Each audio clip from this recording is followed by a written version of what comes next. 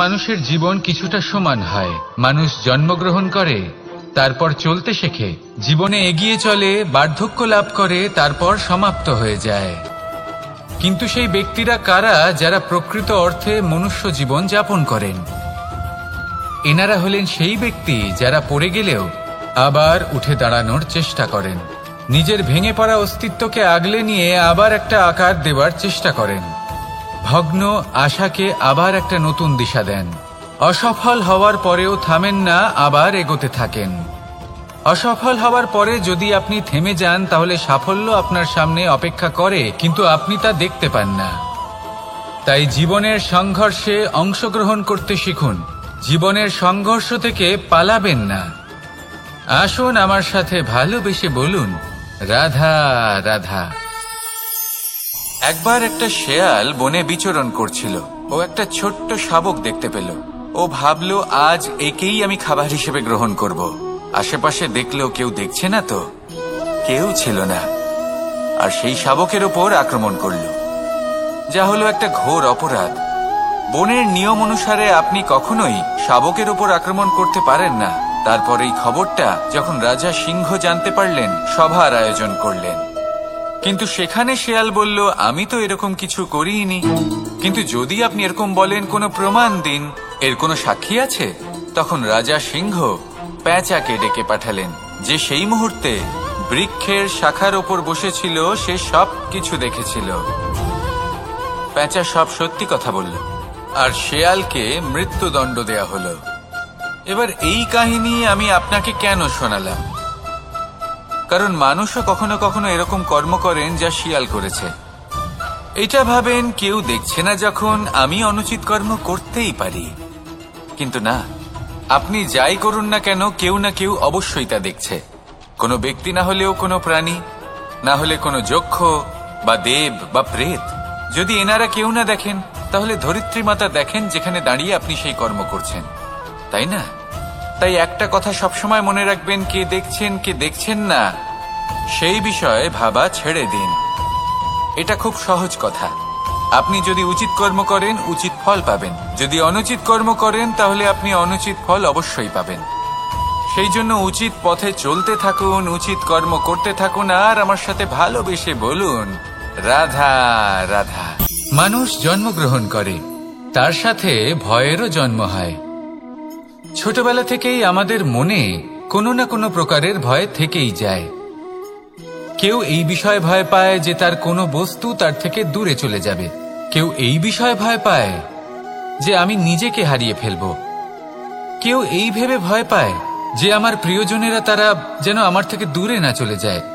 কেউ এই ভেবে ভয় পায় যে আমরা যেন পথ না হারিয়ে ফেলি, আদি ইত্যাদি। কিন্তু সত্যি কথা বলতে, ভেবে দেখুন এই ভয় বাস্তবে কি?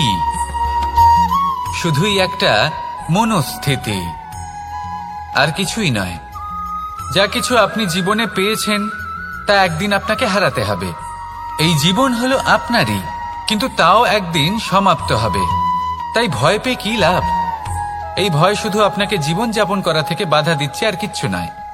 পথ হারিয়ে ফেললেই বুঝতে পারবেন যে নতুন পথ কিভাবে বানাতে হয়। কিছু মানুষকে জীবন থেকে হারালে তবেই আপনি বুঝবেন যে আপনার আপনজনকে। এই ভয়ের কারণে ভীত হয়ে থাকবেন না।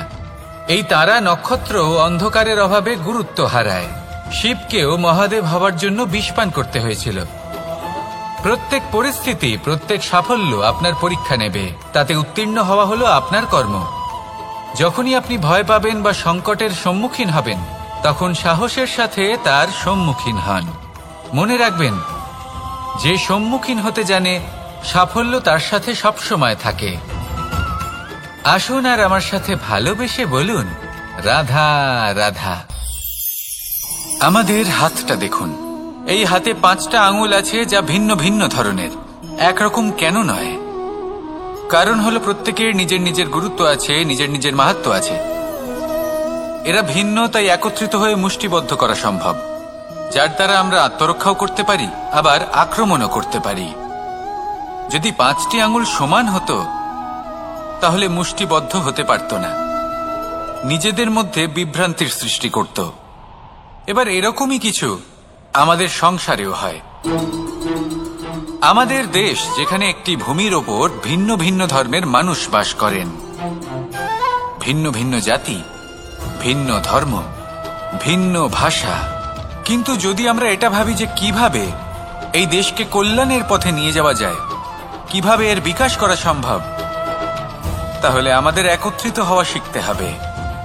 যেইভাবে 5টা আঙুল একত্রিত হয়, মুষ্টিবদ্ধ হয়, সেইভাবেই আপনার যে ভাষাই হোক, যে ধর্মই হোক, যে জাতি হোক না কেন, ঠিক আছে, আবশ্যক হলো আপনার নিজের কর্মভূমির সাথে, আপনার ধরিত্রীর সাথে যুক্ত থাকা, সাথে থাকা। তবেই দেশের উন্নয়ন সম্ভব, তবেই এই দেশ স্বতন্ত্র থাকবে, সফল হবে, আর এই মন প্রসন্ন হয়ে বলবে রাধা রাধা। যদি আমি আমার চোখ বেঁধে কোনো একটা নির্দিষ্ট দিকে নিজের সমস্ত শক্তি প্রয়োগ করে ছুটে যাই, তাহলে কি হবে? আমি কোথাও ধাক্কা খেতে পারি, নিজের ক্ষতি করতে পারি, কোথাও পড়ে যেতে পারি, তাই না? অর্থাৎ এটা নিশ্চিত এই কাজ আমার করা উচিত নয়। কিন্তু আজকের দিনে প্রত্যেকটা মানুষ এই কাজই করছেন, তাই না? কোনো কাজ করার পূর্বে সেই কাজের বিষয়ে সম্পূর্ণ তথ্য কোথায় সংগ্রহ করছেন? শুধু এটুকু জানেন যে এই কাজটা করলে কত ধন অর্জন করবেন আর কত নাম হবে, আর ব্যাস সামনে এগিয়ে যান। এটা উচিত নয়। পূর্ণরূপে যে কোনো কাজ করার আগেই সেই কাজের বিশ্লেষণ করে নেওয়া উচিত, তা বুঝে নেওয়া উচিত, এবং সেই বিষয়ে অবশ্যই খেয়াল রাখা উচিত যে আপনার শরীর এবং আপনার মন এই কাজ করার জন্য কি প্রস্তুত রয়েছে। যদি তা না হয় তাহলে প্রথমে নিজেকে শুধরে নিন, তারপরে সেই কাজ করুন। যদি এইভাবে জীবনে সামনে এগোন, তাহলে সাফল্যের সম্ভাবনা জীবনে অনেক বেশি বেড়ে যাবে। তাহলে এটাই করুন, আর আমার সাথে ভালোবেসে বলুন রাধা রাধা। এই সংসারে সাফল্য লাভ করার জন্য জ্ঞানের প্রয়োজন হয়, পরিশ্রমের প্রয়োজন হয়, দৃঢ় নিষ্ঠার প্রয়োজন হয়, নিরন্তর চেষ্টা করা প্রয়োজনীয়। কিন্তু আরো কিছু আছে যা অত্যন্ত প্রয়োজনীয় এবং গুরুত্বপূর্ণ। তা হলো ভালো বন্ধু। তাদের থাকা অত্যন্ত প্রয়োজনীয়। যদি ভালো বন্ধু থাকে তাহলে সময় এলে তারা ঢাল হয়ে আপনাকে সুরক্ষা করবেন। সময় এলে অস্ত্রের মতো শত্রুকে সংহারও করবেন। যদি তিনি জ্ঞানী হন, তাদের মধ্যে সদ্গুণ থাকে, তাহলে এই সব গুণ আপনার মধ্যেও প্রবেশ করবে। তাহলে সাফল্যের জন্য ভালো বন্ধু পাওয়া অত্যন্ত প্রয়োজনীয়। কিন্তু শুধু বন্ধু কেন, ভালো শত্রুও থাকা প্রয়োজনীয়। এবার আপনি ভাববেন, এ আমি কি বললাম? যদি আপনার জীবনেও ভালো অর্থাৎ শক্তিশালী শত্রু থাকে, তাহলে আপনিও শক্তিশালী হতে থাকবেন। এই শত্রু আপনাকে প্রেরিত করবে আরো বেশি শক্তিশালী হয়ে ওঠার। কখনো কোনো হরিণকে দেখুন, তীব্র গতিতে দৌড়তে থাকে। কেন তীব্র গতিতে দৌড়য়? এই কারণে নয় যে কোথাও তার জন্য মধুর ঘাস অপেক্ষা করে রয়েছে, না। সে এই কারণে তীব্র গতিতে দৌড়য় কারণ সেটা না করলে তার পেছনে একটি সিংহ আছে যে ওকে নিজের ভোজন করে ফেলবে। তাই জীবনে বিপদ, সংকট, এই সবকিছুও হলো অত্যন্ত গুরুত্বপূর্ণ।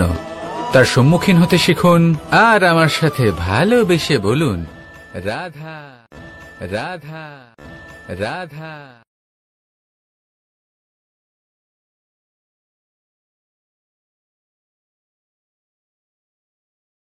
লক্ষ্যে পৌঁছানো অত্যন্ত কঠিন হয়।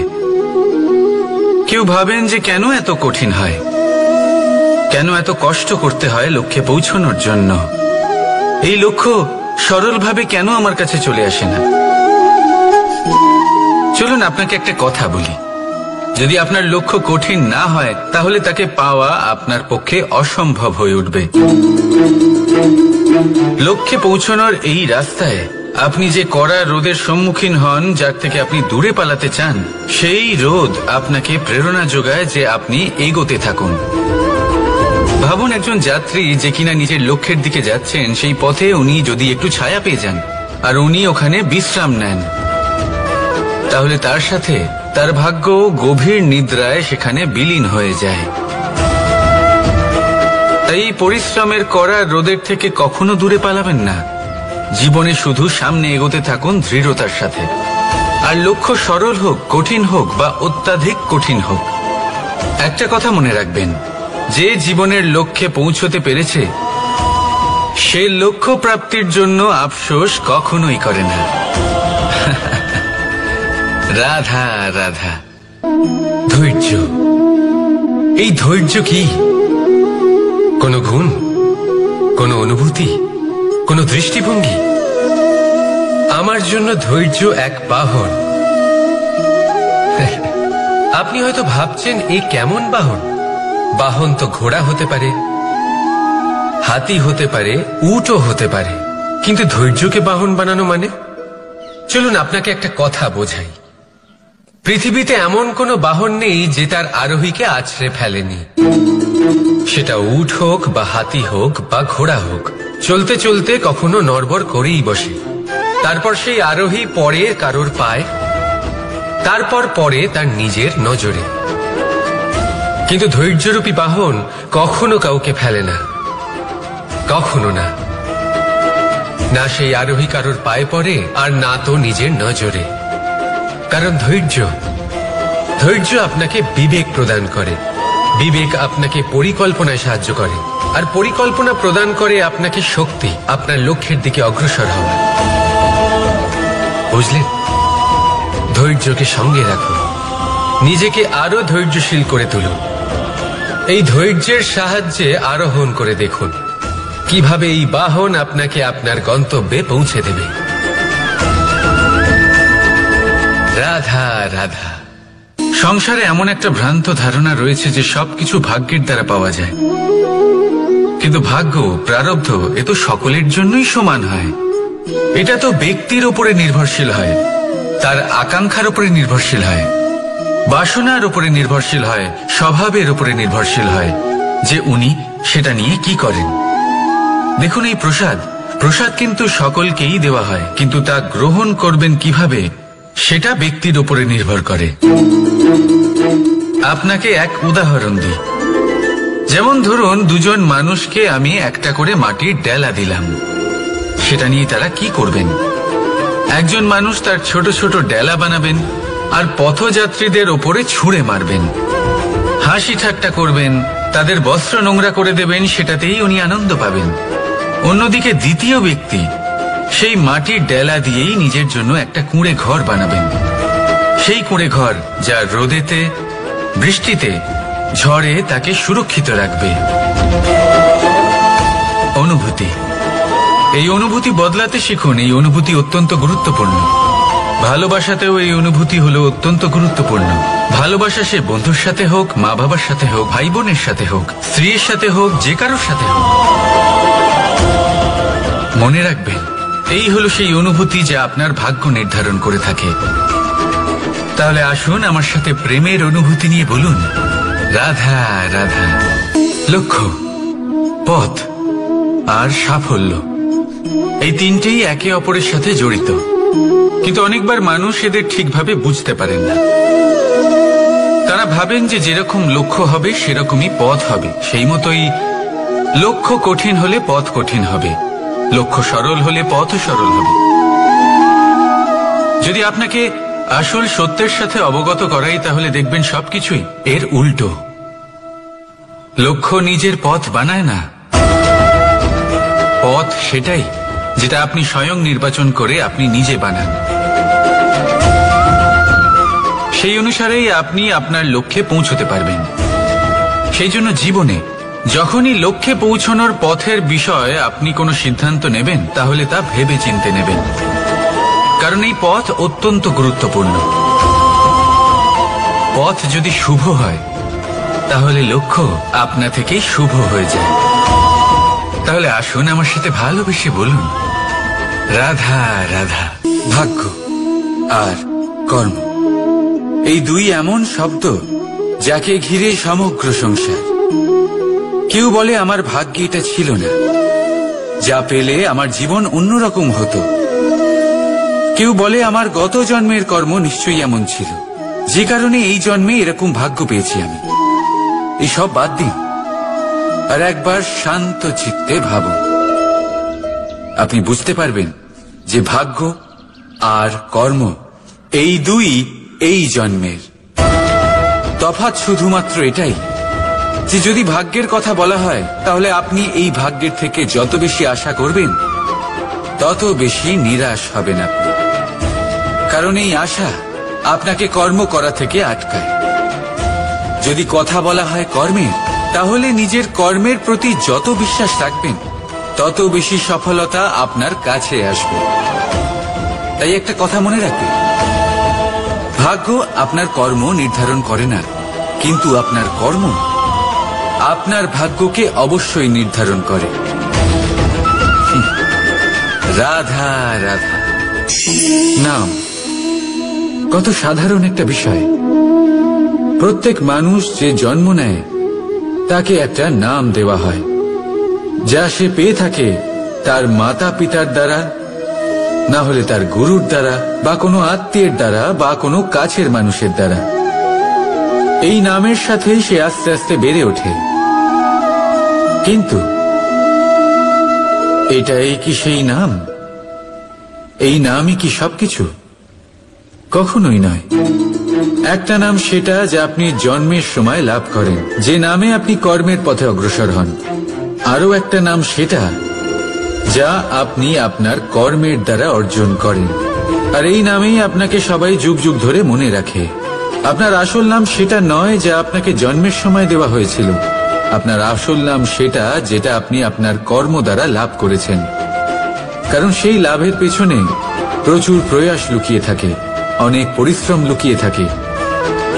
কিন্তু যদি আপনি চান যে মানুষ আপনার নাম মনে রাখে, তাহলে আপনাকে কর্মের পথে অগ্রসর হতেই হবে, শুভ কর্ম করতে হবে, অনর্গল চেষ্টা করে যেতে হবে, মহান কাজ করতে হবে।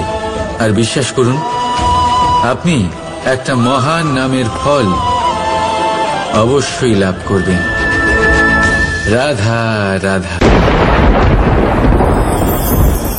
আমি এখানে একা এই বনে বসে আছি, বাঁশি বাজাচ্ছি। কার জন্য? কে আছেন এখানে? কেউ নেই। আমার প্রজা, আমার রাজ্য, আমার পরিবার আমার থেকে অনেক দূরে আছেন। আমি এখানে একা এই বনে বসে এই আকাশের এই রঙের, গাছের এই সব ফলের, মাটির সুবাসের আনন্দ উপভোগ করছি। কেন? আমি হলাম দ্বারকাধীশ। এমন কি রাজকীয় বা ভৌতিক সুখ রয়েছে যে আমি ওখানে পেতে পারি না? সবকিছুই পেতে পারি, তাও এখানে বনে একা বসে আছি। কোন সুখ খুঁজে চলেছি? একা থাকার সুখ। আমরা প্রত্যেকদিন অনেক মানুষের সাথে, চিন্তাধারার সাথে, কর্মের সাথে, পরিস্থিতির সাথে, সুখ দুঃখের দ্বারা বেষ্টিত থাকি। জীবনের এই চক্রে আমরা জড়িয়ে পড়তে থাকি। যতই আমরা এই সমস্যার সমাধান করি, আমরা ততই এতে জড়িয়ে পড়ি। আমরা এতটাই জড়িয়ে পড়ি যে যখন আমরা আয়নায় নিজেদের দেখি, তখন আমরা নিজেদের চিনতেই পারি না। এমন মনে হয় যেন আমরা নিজেদের হারিয়ে ফেলেছি। সেই জন্য প্রত্যেক দিন আপনি কিছু সময় নিজের সাথে কাটান একান্তে। এটা অত্যন্ত আবশ্যক। নিজের অস্তিত্বের গভীরে গিয়ে দেখতে শিখুন, নিজেকে বুঝুন। অদ্ভুত শান্তির অনুভূতি হবে।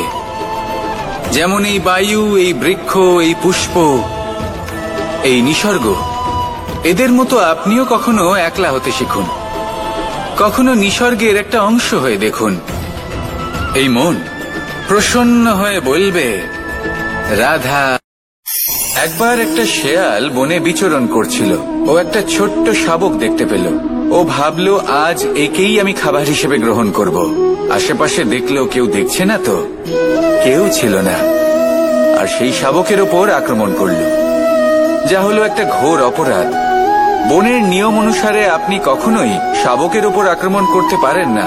তারপর এই খবরটা যখন রাজা সিংহ জানতে পারলেন, সভার আয়োজন করলেন। কিন্তু সেখানে শেয়াল বলল, আমি তো এরকম কিছু করিনি। কিন্তু যদি আপনি এরকম বলেন, কোনো প্রমাণ দিন। এর কোনো সাক্ষী আছে? তখন রাজা সিংহ পেঁচাকে ডেকে পাঠালেন, যে সেই মুহূর্তে বৃক্ষের শাখার ওপর বসেছিল। সে সব কিছু দেখেছিল। পেঁচা সব সত্যি কথা বলল, আর শেয়ালকে মৃত্যুদণ্ড দেয়া হলো। এবার এই কাহিনী আমি আপনাকে কেন শোনালাম? কারণ মানুষও কখনো কখনো এরকম কর্ম করেন যা শিয়াল করেছে। এটা ভাবেন কেউ দেখছে না, যখন আমি অনুচিত কর্ম করতেই পারি। কিন্তু না, আপনি যাই করুন না কেন, কেউ না কেউ অবশ্যই তা দেখছে। কোনো ব্যক্তি না হলেও কোনো প্রাণী, না হলে কোনো যক্ষ বা দেব বা প্রেত। যদি এনারা কেউ না দেখেন, তাহলে ধরিত্রী মাতা দেখেন, যেখানে দাঁড়িয়ে আপনি সেই কর্ম করছেন, তাই না? তাই একটা কথা সবসময় মনে রাখবেন, কে দেখছেন কে দেখছেন না সেই বিষয়ে ভাবা ছেড়ে দিন। এটা খুব সহজ কথা। আপনি যদি উচিত কর্ম করেন, উচিত ফল পাবেন। যদি অনুচিত কর্ম করেন, তাহলে আপনি অনুচিত ফল অবশ্যই পাবেন। সেই জন্য উচিত পথে চলতে থাকুন, উচিত কর্ম করতে থাকুন, আর আমার সাথে ভালোবেসে বলুন, রাধা রাধা। বাহ, পুষ্পের সুবাস আমার খুব ভালো লাগে। অত্যন্ত সুন্দর হয় এই পুষ্প। এইভাবে চারিদিকে পুষ্প দেখে মন আনন্দিত হয়ে ওঠে। এবার আপনারা ভেবে দেখুন, আমার চারিদিকে পুষ্প নয়, আগুন আছে। তাহলে কি হবে? আমার শরীর কি জ্বলে যাবে না? অবশ্যই জ্বলবে। শরীরকে কি আগুনের তাপ সহ্য করতে হবে না? অবশ্যই সহ্য করতে হবে। এটাই হলো প্রকৃতির নিয়ম। এই নিয়ম কিন্তু আমরা সবাই জানি, কিন্তু আমাদের মধ্যে বেশিরভাগ মানুষ এই বিভ্রান্তি নিয়ে বাঁচি যে এই যে প্রকৃতির নিয়ম, তা আমার ওপর প্রযোজ্য নয়। তা কিন্তু নয়। আমাদের চতুর্দিকে এই যে নিসর্গ রয়েছে, আমরা তার কতটা ক্ষতি করি সেটা একবার ভেবে দেখুন। আমরা বনাঞ্চল জ্বালিয়ে দিই, বায়ু দূষিত করি, জল দূষিত করি, প্রাণীদের হত্যা আমরা করি। কেন? এই নিসর্গ আমরা নষ্ট করি, যদিও আমরা জানি যে আমরাও হলাম এই নিসর্গেরই অংশ। এবার দেখুন, শরীরের কোনো অংশে যদি আগুন ধরান, আস্তে আস্তে সমস্ত শরীরও জ্বলে যাবে। সেইভাবেই নিসর্গ যদি নষ্ট হয়ে যায়, তাহলে মনুষ্য জাতিও নষ্ট হয়ে যাবে। তাই এই যে নিসর্গ আপনি দেখছেন, এই পুষ্প, এই বৃক্ষ, বায়ু, জল, এদের সকলকে রক্ষা করুন, নষ্ট নয়। মনে রাখবেন, যদি নিসর্গ থাকে মানুষ থাকবে, যদি নিসর্গ থাকে তাহলেই জীবন থাকবে।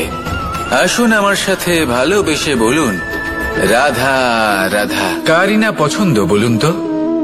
অত্যন্ত সুস্বাদু হয় এই মধু, মিষ্টি খেতে হয় এবং তা শক্তিও প্রদান করে। এবং প্রত্যেকটি মিষ্টি পদার্থের মতোই এতেও খুব তাড়াতাড়ি পিঁপড়ে ধরে যায়। অন্যদিকে যদি নুনকে দেখি, তাহলে বছরের পর বছর রাখলেও এতে পিঁপড়ে ধরে না। এবার যদি কথা বলি বন্ধুত্বের, তাহলে বন্ধুত্ব নুনের মতো হওয়া উচিত, মধুর মতো নয়। যারা সামনে এলে শুধুমাত্র মধুর মধুর কথা বলবে, পরে এতে পিঁপড়ে ধরে যাবে, এটা নুনের মতো হওয়া উচিত। প্রকৃত বন্ধু হলো সে, যে সময় এলে পরে আপনার সামনে আপনার প্রকৃত সত্য তুলে ধরবে, তা সে যতই কঠিন হোক না কেন। আপনার দোষ, আপনার অপগুণ, আপনার খামতি আপনাকে বলতে পারবে, যাতে আপনি সেগুলো শুনে মেনে নিয়ে তারপর নিজেকে শুধরোতে পারেন। এটাই হলো প্রকৃত বন্ধুত্ব। কখনো নিজের জীবনের আশেপাশে মন দিয়ে দেখবেন, অনেক সময় এমন মানুষ থাকেন, অনেক বন্ধু থাকেন, যাদের দেখে আমাদের মনে হয় যে এনারা খুব কঠোর, এনাদের কথা খুব কটু। কিন্তু বেশিরভাগ এমন মানুষের মনটা যদি বুঝতে পারেন, তাহলে দেখবেন তাতে কোনো মালিন্য নেই। এনাদের মন অত্যন্ত পবিত্র হয়। যদি আপনার জীবনেও এমন কোনো ব্যক্তি থেকে থাকে, এমন বন্ধু থাকে, তাহলে তাদের আগলে রাখুন আর আমার সাথে ভালোবেসে বলুন, রাধা রাধা। যতক্ষণ আমরা এই সংসারে জীবিত, ততক্ষণ আমাদের সাথে সবকিছু থাকে। আমাদের ধন, সুখ স্বাচ্ছন্দ্য, আমাদের মিত্রগণ, আমাদের পরিবার, এই সমাজ, এই সবকিছু আমাদের সাথে থাকে। যেদিন আমরা এই সংসারকে ত্যাগ করব, এদের মধ্যে কেউ আমাদের সাথে যাবে না। না ধন, না স্বাচ্ছন্দ্য, না সম্পত্তি, এই সকল মানুষ, এই সমাজ, এরা শুধুমাত্রই শ্মশান পর্যন্ত আমাদের সাথে থাকতে পারবেন। তারপরে যদি আমাদের সাথে কিছু যেতে পারে তাহলে তা শুধুই আমাদের ধর্ম। আর এই সংসারে আমরা নিজেদের যে সুনাম রেখে যাই সেটা সম্ভব শুধুমাত্র কর্মের দ্বারা। সেই জন্য সংসারে যতদিন পর্যন্ত জীবিত আছেন, যদি কিছু অর্জন করতে চান তাহলে ধর্ম অর্জন করুন, ধর্মের বিষয়ে স্পষ্টতা অর্জন করুন এবং কর্ম অর্জন করুন। এটাই হবে আপনার অতীত এবং এটাই হবে আপনার ভবিষ্যৎ, এবং এটাই সকলকে প্রেরণা প্রদান করবে। আসুন আমার সাথে ভালোবেসে বলুন, রাধা রাধা। যখনই কোনো যাত্রায় যাব বলে মনে করি তখনই আমরা প্রস্তুত থাকি আসন্ন বিপদের জন্য বা সংকটের জন্য। যেমন যদি আমাদের মনে হয় যে আজকের পরিবেশ খুব ঠান্ডা হবে, তাহলে আমরা গরম বস্ত্র ধারণ করি বা সেটাকে সাথে নিয়ে যাই। যদি মনে হয় যে বৃষ্টি হতে পারে বা বৃষ্টি হয়ে চলেছে, আমরা দেখছি, তাহলে আমরা একটা ছাতা সাথে নিয়ে নিই। আমরা প্রস্তুত থাকতে চাই এবং এটাই উচিত, এবং সেই কারণেই আমরা যাত্রায় সাফল্য লাভ করি। কিন্তু যদি আমরা কথা বলি জীবনযাত্রা নিয়ে, যা কিনা সব থেকে বেশি গুরুত্বপূর্ণ, তাহলে তার জন্য আমরা পূর্ণরূপে প্রস্তুত থাকি না। আশেপাশের মানুষ, এই সমাজ, আমাদের সাথী, আমাদের মিত্ররা যে কোনো মুহূর্তে বদলে যেতে পারেন। সেই জন্য আমরা নিজেদেরকে কখনো সাবধান করি না, কখনোই নিজেদের প্রস্তুত করি না। আমাদের এটা কখনোই মনে হয় না যে এরকম হতে পারে, আর সেই কারণেই শেষে গিয়ে আমরা অত্যন্ত দুঃখ পাই। একটা অমূল্য শিক্ষা আছে যেটা আমাদের লাভ করা উচিত, সতর্ক থাকা উচিত। এই জীবনযাত্রার জন্য শুধুমাত্র এই পরিবেশের বিষয়ে তথ্য সংগ্রহ করা বা তাকে অনুমান করা এটুকু হলেই চলবে না। আমাদের আশেপাশের মানুষজনকে দেখতে হবে, তাদের স্বভাব পরিস্থিতির ওপর নজর রাখতে হবে। যখন তারা রং পাল্টাচ্ছেন নজর রাখতে হবে, তা অত্যন্ত আবশ্যক। পরিবর্তন আপনার জীবনে অবশ্যম্ভাবী, সঠিকভাবে তার সম্মুখীন হন। আসুন আমার সাথে ভালোবেসে বলুন, রাধা। এই সংসারের সব থেকে বড় সুখ কি? কেউ বলবেন নিজের লক্ষ্য প্রাপ্ত করা, কেউ বলবেন ধন উপার্জন করা, কেউ বলবেন নিদ্রাই সব থেকে বড় সুখ, কেউ বলবেন রাজ্য লাভ করা, আবার কেউ বলবেন মাতার হাত থেকে খাবার খাওয়া, আদি ইত্যাদি। কিন্তু যদি সত্যি কথা বলি, এই সংসারের সব থেকে বড় সুখ হল সেবা করা। কখনো কাউকে সেবা করে দেখুন। এই সেবা দ্বারা অন্য কোনো মানুষের আশীর্বাদ লাভ করাতেই সুখ রয়েছে। আপনার সেবা ভাব দ্বারা যখন কোনো মানুষ নিজের অন্তরাত্মা থেকে আপনাকে আশীর্বাদ করে, তার থেকে বড় সুখ আর কিছুই নেই। কারণ প্রত্যেক মানুষের মধ্যে ঈশ্বর বাস করেন। নরের সেবাই হল নারায়ণের সেবা। নিষ্কাম সেবা করাই হল সব থেকে বড় সুখ। তাই নিজের অন্তরে সেবার এই ভাব জাগ্রত করুন। যে সুখের কথা আমি বলছি, সেই সুখ অনুভব করেই দেখুন। এই মন সুপ্রসন্ন হয়ে বলবে, রাধা রাধা। বাহ, পুষ্পের সুবাস আমার খুব ভালো লাগে। অত্যন্ত সুন্দর হয় এই পুষ্প। এইভাবে চারিদিকে পুষ্প দেখে মন আনন্দিত হয়ে ওঠে। এবার আপনারা ভেবে দেখুন, আমার চারিদিকে পুষ্প নয়, আগুন আছে। তাহলে কি হবে? আমার শরীর কি জ্বলে যাবে না? অবশ্যই জ্বলবে। শরীরকে কি আগুনের তাপ সহ্য করতে হবে না? অবশ্যই সহ্য করতে হবে। এটাই হলো প্রকৃতির নিয়ম। এই নিয়ম কিন্তু আমরা সবাই জানি, কিন্তু আমাদের মধ্যে বেশিরভাগ মানুষ এই বিভ্রান্তি নিয়ে বাঁচি যে এই যে প্রকৃতির নিয়ম, তা আমার ওপর প্রযোজ্য নয়। তা কিন্তু নয়। আমাদের চতুর্দিকে এই যে নিসর্গ রয়েছে, আমরা তার কতটা ক্ষতি করি সেটা একবার ভেবে দেখুন। আমরা বনাঞ্চল জ্বালিয়ে দিই, বায়ু দূষিত করি, জল দূষিত করি, প্রাণীদের হত্যা আমরা করি। কেন? এই নিসর্গ আমরা নষ্ট করি, যদিও আমরা জানি যে আমরাও হলাম এই নিসর্গেরই অংশ। এবার দেখুন, শরীরের কোনো অংশে যদি আগুন ধরান, আস্তে আস্তে সমস্ত শরীরও জ্বলে যাবে। সেইভাবেই নিসর্গ যদি নষ্ট হয়ে যায়, তাহলে মনুষ্য জাতিও নষ্ট হয়ে যাবে। তাই এই যে নিসর্গ আপনি দেখছেন,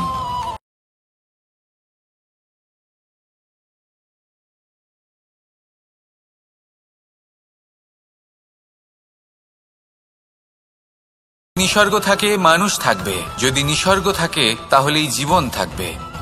আসুন আমার সাথে ভালোবেসে বলুন, রাধা রাধা।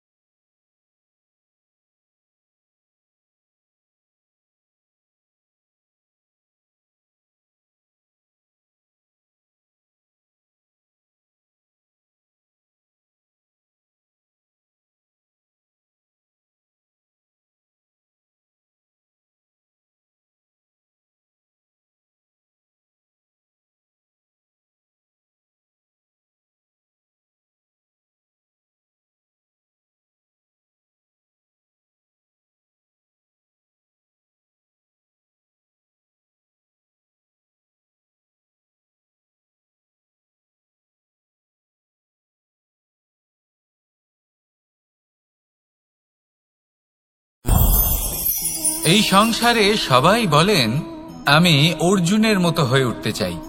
সবাই চায় যে তারাও যেন অর্জুনের মতো গান্ডীব লাভ করে। তারাও চায় যে তাদেরকেও মহাদেব এসে পশুপতি অস্ত্র দান করবেন। তারাও এটাই চায় মহাভারতের মতো মহাসংগ্রামে বিজয়ী হতে। কিন্তু সবাই ভুলে যান যে অর্জুন যা হতে পেরেছিলেন সবকিছুই অর্জন করেছিলেন।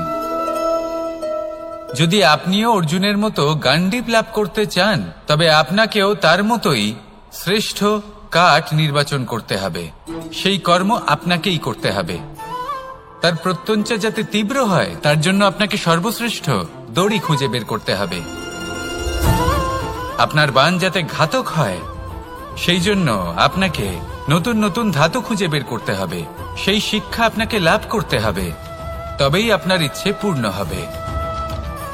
অর্জুন হওয়া বড়ই সরল যদি আপনি কিভাবে অর্জন করতে হয় তা জানেন। শুধুমাত্র স্বপ্ন দেখেন যারা, তারা কখনোই অর্জন করতে পারবেন না। কিন্তু যদি কেউ অজ্ঞাতবাস ভোগ করতে পারে, যদি কেউ লাক্ষাগৃহ থেকে পালিয়ে বাঁচতে পারে, যদি কেউ কঠোর তপস্যা করতে পারে, প্রতীক্ষা করতে পারে এবং পরিশ্রম করতে পারে, তাহলে সে অর্জুন অবশ্যই হয়ে উঠবে। যদি আপনি অর্জুন হয়ে উঠতে চান তাহলে কর্ম করতে শিখুন। আর আমার সাথে ভালোবেসে বলুন, রাধা রাধা। জীবন থাকলে লক্ষ্য অবশ্যই থাকবে। যদি লক্ষ্য থাকে, তার পথ অবশ্যই থাকবে। যদি পথ থাকে, তাহলে বাধা অবশ্যই থাকবে। আর এর ওপরেই নির্ভর করে যে আমরা জীবনে সফল হব না অসফল, পুরস্কারের ভাগীদার হব নাকি তিরস্কারের। মনে করুন আপনাকে একটা কাজ করতে হবে, আপনাকে পর্বত আরোহণ করতে হবে, আর সেই পথের ঢাল আপনাকে একাধিক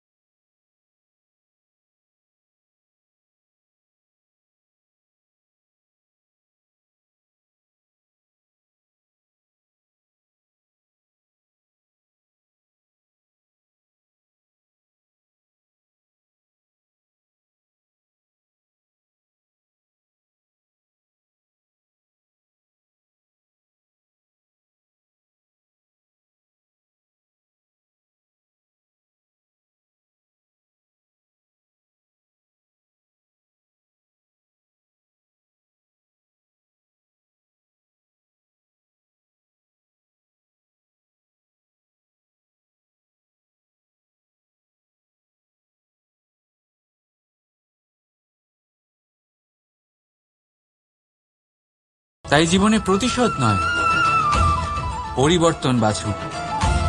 বদলা নয়, বদল বেছে নিন। আপনার বাধা আপনার বন্ধু হয়ে যাবে। রাধা রাধা।